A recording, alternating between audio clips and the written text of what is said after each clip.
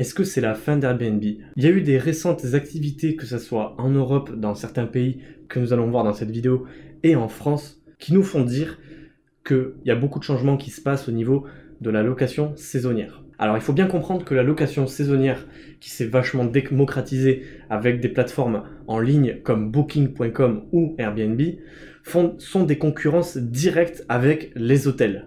Mais derrière, ce qui se passe, c'est qu'en plus d'avoir une concurrence directe avec les hôtels, ce qui a profondément changé le marché de l'hôtellerie, la location saisonnière permet d'ajouter de la rentabilité au mètre carré que l'on loue.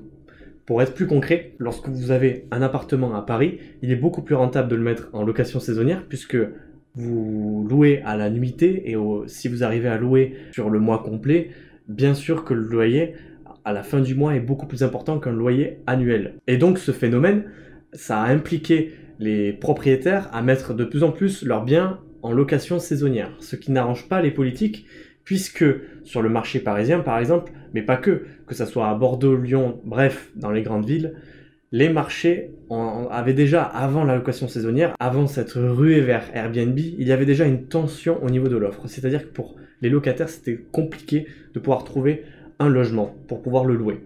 D'ailleurs, c'est pour ça qu'à Paris, l'offre est tellement tendue qu'on retrouve des personnes qui visitent, c'est pas impossible de retrouver une dizaine de personnes qui vont visiter un appartement.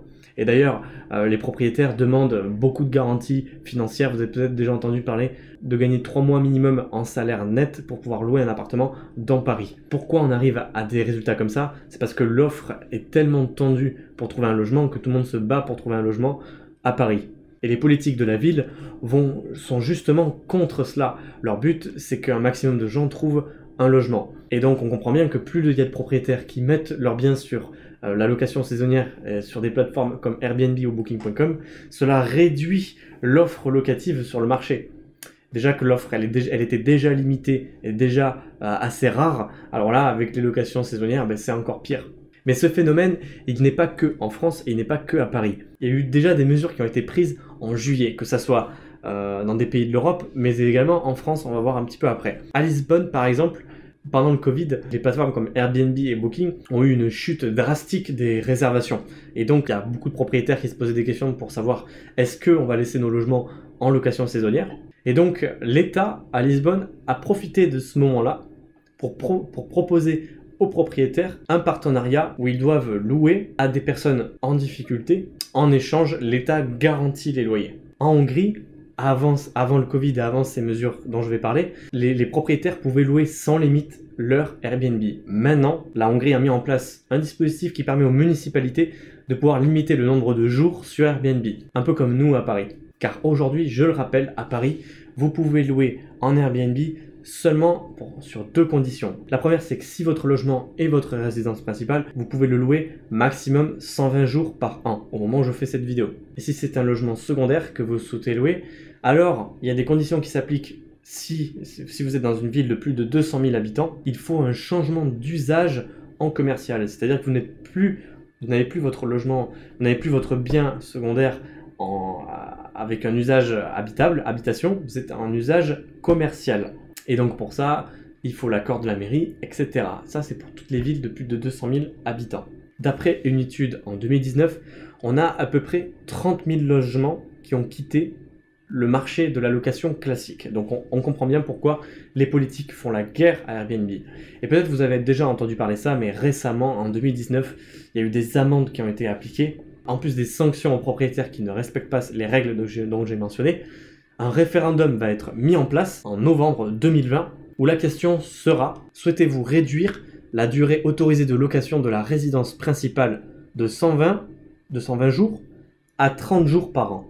Donc on voit que Paris suit la même route que les autres pays dans l'Europe, à savoir faire la guerre à la location saisonnière, pour des raisons évidentes que j'ai expliquées. Qu'est-ce qu'il faut retenir de cette actualité pour nous, investisseurs? 1. La tendance du marché va à l'encontre de la location saisonnière dans les grandes villes. 2.